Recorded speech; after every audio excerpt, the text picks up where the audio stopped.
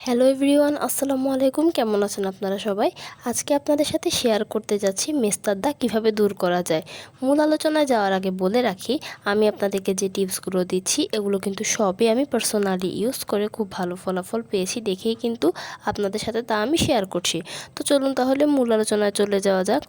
মেস্তার দাগ হওয়া এটা কিন্তু অনেকেরই সমস্যা, আর এই মেস্তা দূর করার জন্য আমরা কিন্তু ঘরোয়া কিছু উপায় অবলম্বন করতে পারি। তো চলুন তাহলে তা জেনে নিই।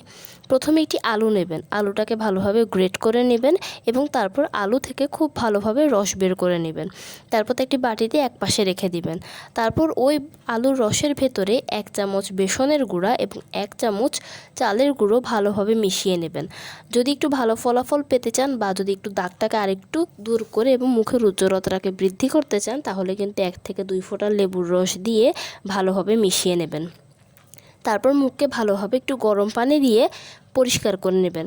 গরম পানি দিয়ে মুখটাকে একটু ভালো করে ধুয়ে নিলে দেখা যাবে যে কি মুখের ভিতরে যে কোষগুলো থাকে এগুলো কিন্তু সব একটু খুলে যাবে, আর যে আপনি পেস্টটি লাগাবেন তখন কিন্তু সাথে সাথে তা দ্রুতভাবে ভিতরের দিকে ঢুকে তা কার্যকর শুরু করবে।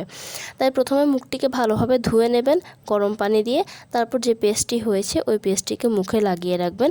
15 থেকে 20 মিনিট পর দেখবেন তা শুকিয়ে যাবে।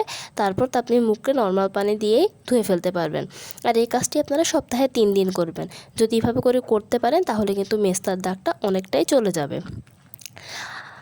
কেমন লাগলো আমার ভিডিওটি? যদি ভালো লেগে থাকে তাহলে অবশ্যই লাইক এবং কমেন্ট করবেন এবং আমার চ্যানেলটিকে সাবস্ক্রাইব করবেন। সবাই ভালো থাকবেন, সুস্থ থাকবেন। আসসালামু আলাইকুম।